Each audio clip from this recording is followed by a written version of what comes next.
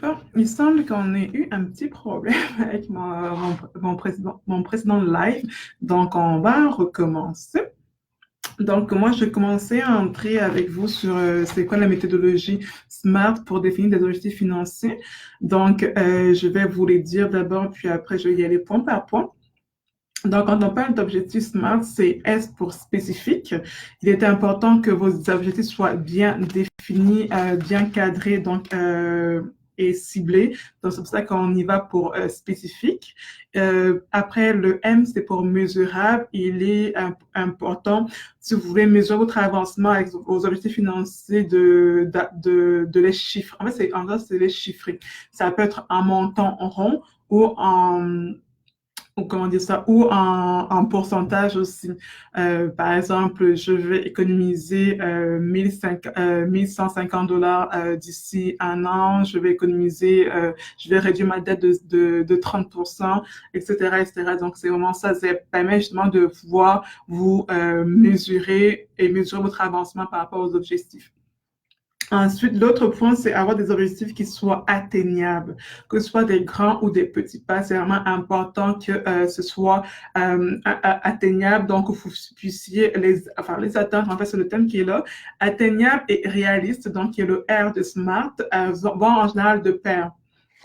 Donc, quand on parle des objectifs atteignables et réalistes, c'est des objectifs qui sont à la hauteur de vos capacités. Donc, ne pas avoir des objectifs qui sont trop faibles parce que sinon, vous resterez dans votre zone de confort et vous n'avancerez pas, mais aussi qu'ils soient trop élevés non plus parce que là, bah, c'est comme ça va demander des efforts non réalistes en fait. Donc, c'est là aussi que le R intervient pour réaliste parce qu'il faut que vos objectifs puissent prendre en considération votre situation actuelle. Si on se met des objectifs qui sont irréalistes, qui sont trop hauts, et qui sont non atteignables, il va être beaucoup plus difficile pour nous d'être disciplinés dans l'atteinte de ces objectifs-là. Donc, donc là, je viens de définir le A et le R. Et ensuite, temporel. Temporel, pourquoi? Parce qu'en fait, il faut que vous donniez des échéances. Dans cette stratégie-là, c'est que un temporaire, ça peut être un mois, ça peut être un an, ça peut être 10 ans, ça dépend. Ça vous permet aussi, justement, en même temps qu'on dit, il faut que les objectifs soient mesurables, il faut que l'objectif soit temporaire pour pouvoir, justement, vous évaluer votre avancement. Si vous dites que moi, je veux atteindre un objectif dans un mois, l'effort ne sera pas le même que si vous mettez un objectif à atteindre dans un an. Donc, c'est aussi là, ça permet d'après de réguler vos efforts aussi par rapport à votre objectif. Donc, c'est un peu ça les 5 lettres de SMART. Donc, je répète, spécifique, dans les objectifs bien définis et ciblés. M pour mesurable, donc chiffré. En fait, ça peut être comme encore une fois un chiffre absolu, un chiffre rond, ou bien un pourcentage. Ensuite, atteignable et réaliste. Donc, ça doit prendre en compte vos capacités et votre situation actuelle. Et enfin, temporaire pour vous projetez vous dans le temps.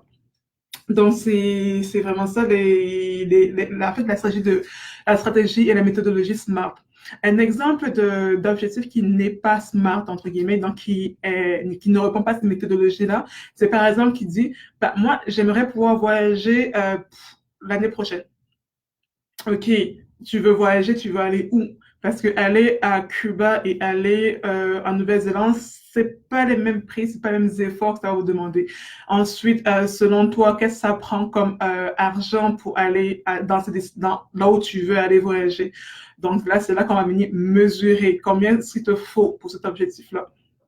Atteignable et réaliste dans le sens où, compte tenu de ta capacité financière actuelle, compte tenu de ton travail, compte tenu du salaire que tu reçois, compte tenu de l'épargne que tu as déjà de côté, est-ce que c'est réaliste pour toi de prévoir un voyage dans la destination que tu envisages? Ensuite, temporel, OK, tu veux voyager l'année prochaine. Quand l'année prochaine? En été ou à l'automne ou au printemps, peu importe. Ça permet justement de dire, quand on utilise la méthodologie SMART, ça peut par exemple dire que moi, j'ai besoin d'économiser $2000 pour pouvoir voyager en Nouvelle-Zélande d'ici la fin septembre 2020.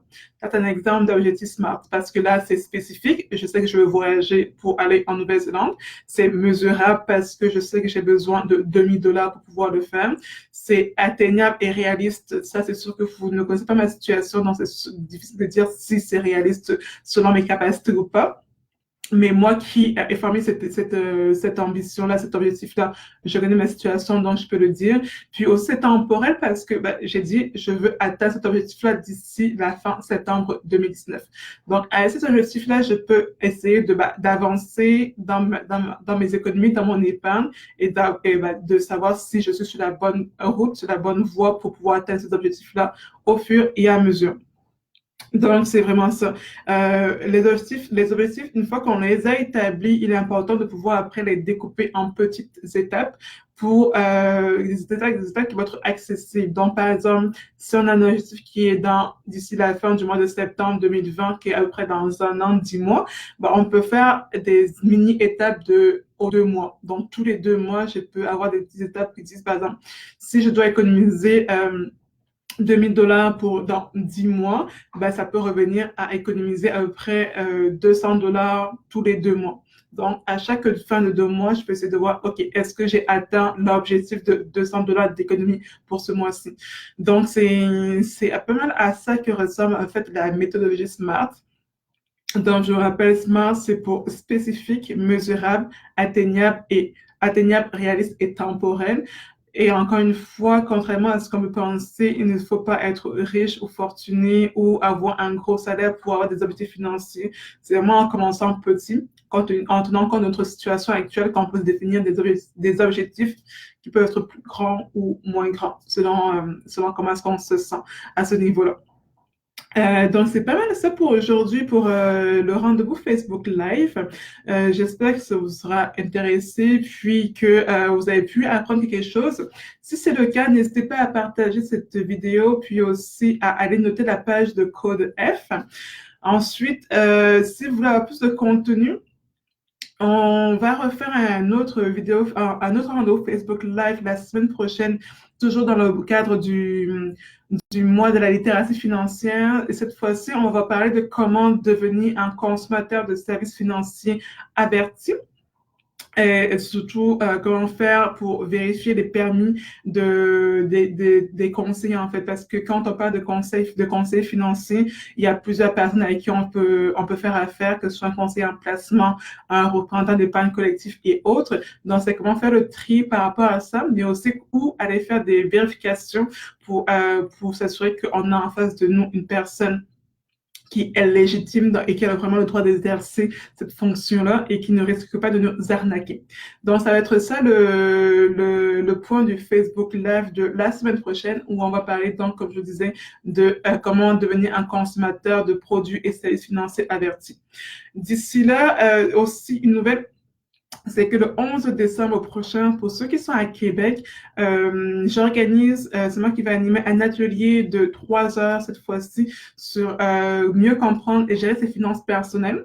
Ça va être au Cégep Garneau à la formation continue. C'est une atelier de 3 heures, c'est le 11 décembre à mercredi de 18h à 21h30. Puis, c'est un atelier de 3 heures où on va essayer de défaire premièrement les mythes associés aux finances personnelles. Ensuite, parler de comment faire son bilan financier et aussi se définir des objectifs financiers. C'est sûr que là, on sera en présentiel, donc je pourrais avec vous faire des exercices pour définir des objectifs financiers, puis aussi quelles sont les stratégies d'épargne qu'on peut mettre en place. Donc, si vous avez de l'intérêt par rapport à ça, vous pouvez me contacter, soit par commentaire à cette vidéo Facebook Live ou bien au 418-808-2667. D'ici là, comme je disais, si vous avez des questions encore, vous pouvez écrire en inbox ou bien en commentaire à la page de Code F ou nous appeler. Donc voilà, merci beaucoup, bonne journée, bye bye.